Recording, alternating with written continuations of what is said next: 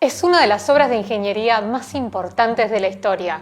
80 kilómetros que permitieron unir el Océano Atlántico y el Océano Pacífico y facilitaron enormemente el comercio mundial. El Canal de Panamá se terminó de construir en 1914 después de 10 años de duro trabajo y un intento fallido. Estados Unidos fue el encargado de completar el gran proyecto y estableció una zona de control de este lucrativo canal que en la práctica funcionaba como si fuera un país dentro de otro país. Y te podrás imaginar que durante muchos años esto generó un gran enfado entre los panameños. Sin embargo, más de 6 décadas después, este abrazo dio un giro radical a la soberanía de esta obra colosal. El canal iba a pasar a manos de Panamá.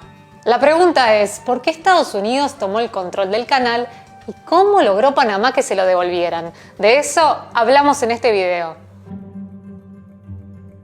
Esta estrecha franja de tierra que une América del Norte con América del Sur es conocida como el Istmo de Panamá. Desde que el conquistador español Vasco Núñez de Balboa lo cruzó en 1513, se convirtió en un objeto de deseo por su gran valor estratégico. Primero se establecieron rutas terrestres como el llamado Camino Real y en 1855, cuando la zona formaba parte de la llamada República de la Nueva Granada, se apostó por una nueva tecnología, el ferrocarril. Aunque apenas 2 décadas después surgió una alternativa aún más ambiciosa, un canal marítimo. El diplomático francés Ferdinand de Lesseps, quien había liderado la construcción del Canal de Suez en 1869, pensó que podría lograr algo similar en el Istmo de Panamá. Recordemos que entonces Panamá formaba parte de Colombia, así que negoció con el gobierno colombiano y puso en marcha el proyecto en 1880. Pero en 1889 el proyecto fracasó por varios motivos. El diseño del canal a nivel del mar resultó demasiado complejo. Más de 20.000 trabajadores fallecieron debido a enfermedades como la fiebre amarilla y la compañía francesa acabó terminando en bancarrota. Y tan pronto como Francia abandonó el proyecto, Estados Unidos aumentó su interés. En un principio, muchos historiadores aseguran que Estados Unidos llegó a barajar otras alternativas, como un canal a través de Nicaragua, pero finalmente se decidió por completar el de Panamá. En primer lugar, compró la concesión del canal a la compañía francesa por $40 millones y en 1903 alcanzó un acuerdo con el gobierno de Colombia para construir el canal.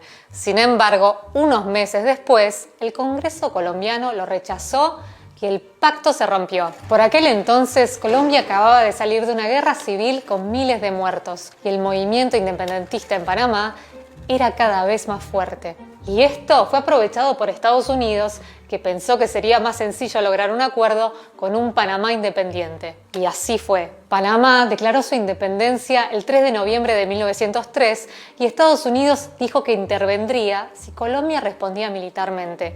Algo que no ocurrió. Sin el poder militar de Estados Unidos no hubiera sucedido, porque Colombia hubiera reconquistado Panamá. Si Estados Unidos no manda a sus acorazados a Panamá y a Colón, no hubiera sucedido. Tras la independencia panameña, se firmó el tratado Hay-Bunó-Varilla. John Hay era el secretario de Estado de Estados Unidos, pero te preguntarás, ¿quién era Bunó-Varilla, el representante de Panamá? Philippe Jean Bunó-Varilla era un ingeniero francés que había invertido en el fallido proyecto francés del canal y que fue una figura clave para que Estados Unidos apostara por continuar con la construcción del canal. Con este acuerdo, Estados Unidos garantizaba la independencia de Panamá y le hacía un pago único de $10 millones. A cambio, Estados Unidos dispondría del canal para siempre.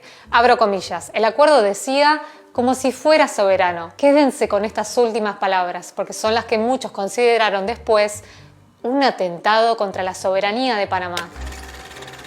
Durante la siguiente década, Estados Unidos completó el canal, apostando esta vez por un sistema de esclusas. Estas esclusas son una especie de elevadores de agua que permitían subir y bajar a los buques para salvar el desnivel que existe durante el recorrido.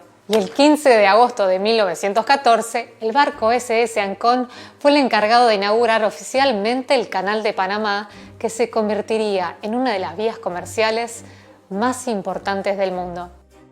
Pero además del canal con el Tratado Hey-Buno-Baría de 1903, Estados Unidos logró también el dominio de la llamada Zona del Canal. Consistía en 8 kilómetros hacia cada lado del estratégico afluente y en la práctica era un territorio estadounidense dentro de Panamá. En esta franja se fueron formando pueblos exclusivos para los trabajadores del canal y se establecieron bases militares. Se decide eliminar a los poblados que allí existían y construir otros poblados completamente nuevos que representaran una nueva geografía urbana, eliminando la anterior, la geografía centenaria que existía antes. Como Estados Unidos era el único beneficiario de los millones de dólares que generaba el canal, el control estadounidense de la zona fue rechazado pronto por el pueblo panameño y el descontento fue creciendo. A medida que van avanzando los procesos de decolonización en el mundo, entonces los panameños en los años 40 y 50 van a empezar a protestar aún más. Y la cláusula que decía como si fuera soberano, no decía que Estados Unidos era soberano, sino como si fuera, permitía a los panameños decir, entonces solo soberanos somos nosotros, porque en tu caso es como si fueras. No lo eres. Ese resentimiento de los panameños se volvió muy intenso y dejó varios eventos claves. En 1958 tuvo lugar la Operación Soberanía. Un grupo de universitarios se colaron en la zona del canal y dejaron 75 banderas panameñas. Luego, en 1959, ocurrió la Marcha Patriótica. Una protesta inicialmente pacífica junto a la zona desencadenó enfrentamientos con la policía, dejando decenas de heridos.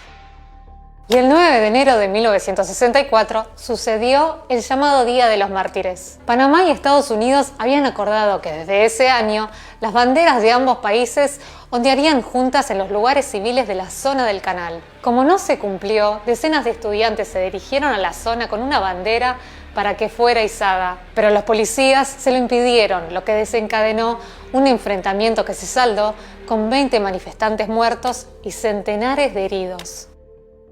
La dureza de la respuesta estadounidense llevó al entonces presidente panameño Roberto Chiari a interrumpir las relaciones diplomáticas con Washington y exigir un nuevo tratado. Y la presión internacional acabó obligando a Estados Unidos a hacerlo. Más de una década después, el 7 de septiembre de 1977, se produjo el abrazo que vimos al comienzo. El presidente de Estados Unidos, Jimmy Carter, y el general Omar Torrijos, líder del régimen militar que tomó el poder en Panamá tras un golpe de Estado en 1968.